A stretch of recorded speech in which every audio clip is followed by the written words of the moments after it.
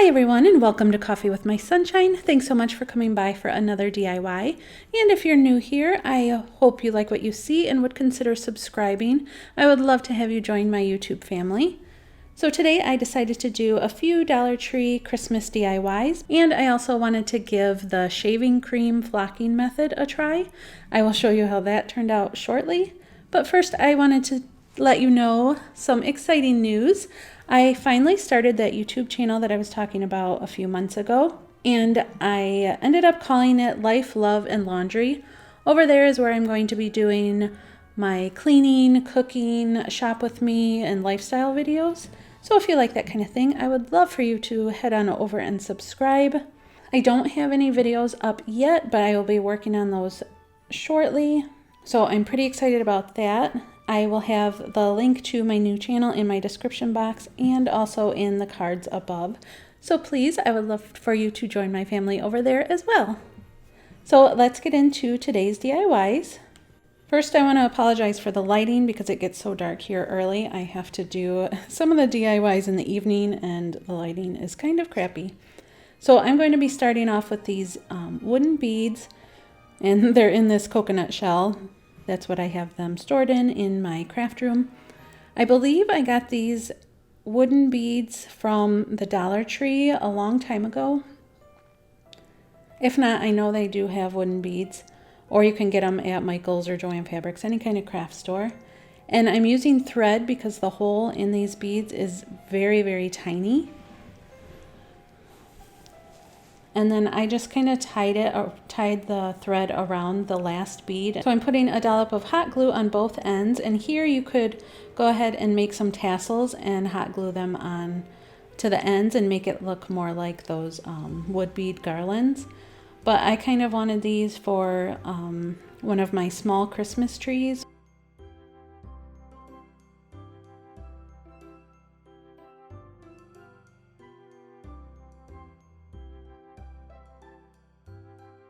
So on to the Christmas tree. This is the shaving cream flocking method I was talking about.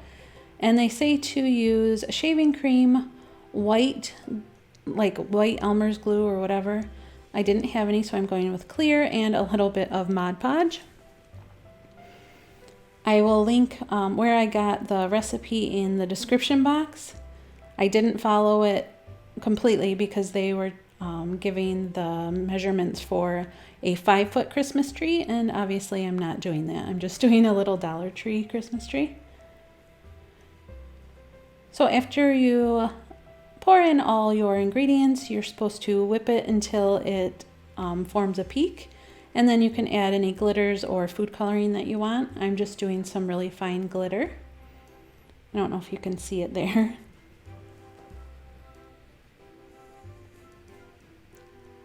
So I went ahead and stirred it up real good, and then I'm going to apply it with a paintbrush. They said to just kind of scoop it up on the paintbrush and I think like dab it on or kind of glop it on just to make it look more real, because they said if you spread it on and like smear it, it tends to look fake. So I'm going to do my best. I started off with just little bits on the paintbrush and dabbed it.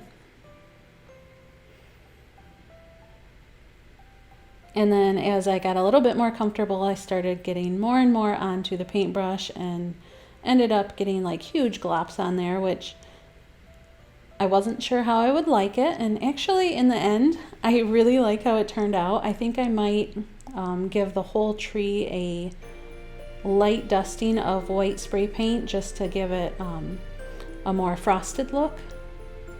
But I do like the shaving cream method. It actually works. And it's really hard to tell. I tried to get it to focus on some of the branches, like where it's dripping off and stuff, but I just couldn't get it to focus on one branch. Like I said, I got a little bit more daring as the tree went on and did bigger glops. Then you're supposed to let it dry for, I think it said like 15 hours.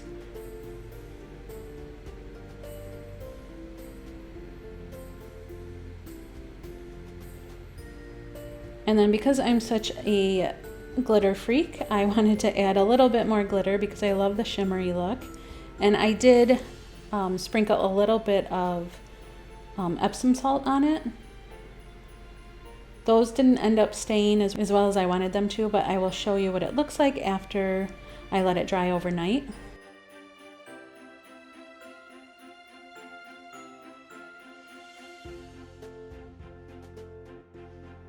So for this next one, I'm going to use an old frame that I did a different DIY on. It was the Pottery Barn sign. I just removed the paint that I had painted on there. But I'm going to go ahead and use the frame and leave it red. I'm also taking a gift bag from the Dollar Tree. And here I'm just taking a little bit of alcohol, and on the back side of that Mercury glass that we had sprayed, I am just taking off some of the paint. And then I put the bag underneath just so I didn't wipe away too much of the Mercury glass, because I wanted it to have that that aged glass look around the edge. See, that's the like framed look I was talking about. It kind of gives it like a frosty look, but also Mercury glass, if that makes sense.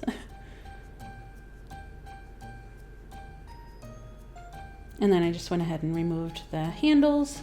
And you can even attach the handles to the back of the frame if you want, in case of emergencies. If you need a spare gift bag and you don't have one on hand, you can just take it out of the picture. So for the bag, I didn't even cut it apart or anything. I'm just two-way taping it onto the base of the picture frame and then putting the glass over it. And I just love how it looks. It's super rustic and just wintry to me. It's like a winter wonderland type look. I don't know if you can tell. It's hard to film anything that has like a mirror image on it. Let me know how you like that one. And then here's the tree after it dried overnight. It was probably about 12 hours. Like I said, I couldn't get it to focus as well as I wanted it to, but it actually looks like after a snowstorm, and how it's kind of like dripping off the branches and piled up in places. Like I said, I'm going to give it a light dusting of spray paint. I think that will give it more of a realistic look.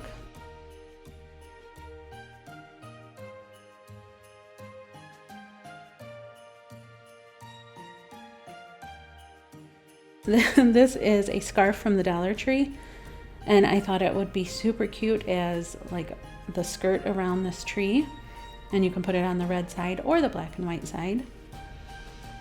But I thought it was awesome because you don't have to ruin it, and after Christmas you can go ahead and use it as the scarf. And here is a sneak peek, because I have a Decorate With Me video going up this week from my entryway, and that's what the railing looks like. So here's what everything looks like all finished.